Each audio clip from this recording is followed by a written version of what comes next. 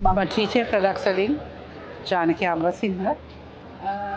අපි ආහාර ශාස්ත්‍රයට ඇවිල්ලා දැන් අවුරුදු 30කට ළඟයි.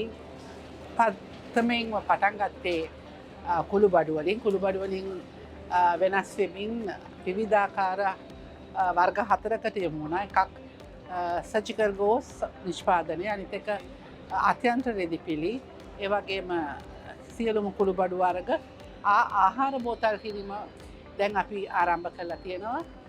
ඕනම කෙනෙකුට වැඩකට ගියාම ගෙදරාවම මහන්සියට තව දේවල් එක කරි එකක් හදලා ආහාරයට ගන්නවට වැඩිය අපි ආහාර සැකසුම් කරලා ඒ වගේ කරියක් විදියට හතරක් බෝතල් කරනවා. ඒ වගේම අපි ඒවා පිටරට නිෂ්පාදනයට යොමු කරලා තියෙනවා. ඉතින් මේ වගේ දේවල් කරන්න ඇත්තටම කාන්තාවක් විදියට මම යොමු වුණේ. රැකියාවක් කරන අවස්ථාවදී අපිට රැකියාවෙන් ගන්න වේතනය හුඟක් මදි, අඩුයි.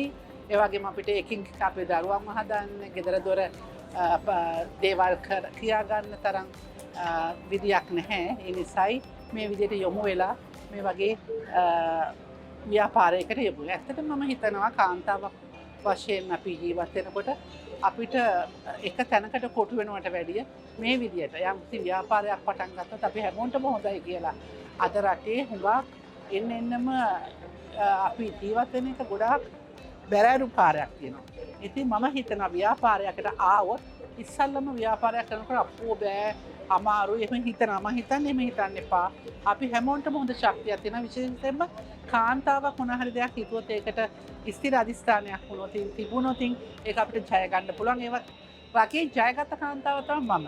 මම ඊට කුඩාවට ඉතාමත් අඩුවෙන් පටන් අරන් ඉහළම තැනකට ආපු කාන්තාවක් මේ වෙනකොට අද අපි මේ විදියට BMICH එකේ මෙම එක්සිබිෂන් එකට පාටිසිපේට් වෙන්නේ 4 වෙනි වතාවට.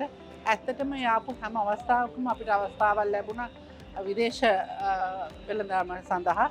ඒ නිසා මම ඔයගොල්ලන්ට කියනවා එන්න මේ එක්සිබිෂන් එකට එන්න, ඇවිල්ලා බලන්න. කුටි 600ක් තියෙනවා.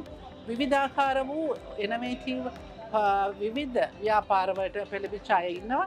අපි වගේ කාන්තාව සෑහෙන ප්‍රමාණයක් ඉන්නවා.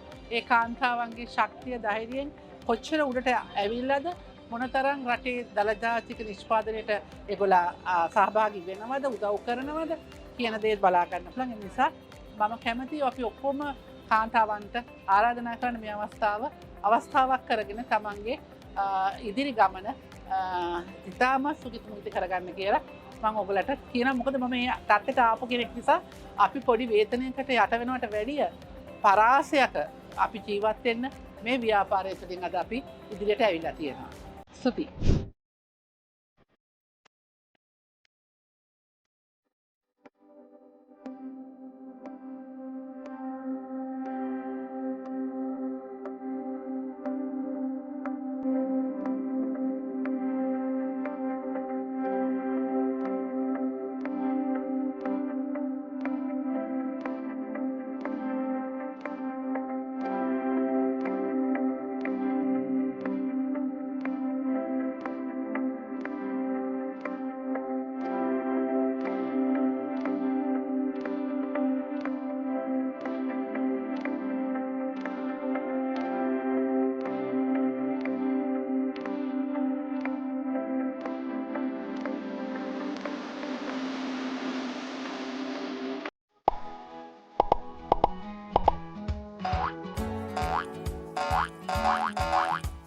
Bye.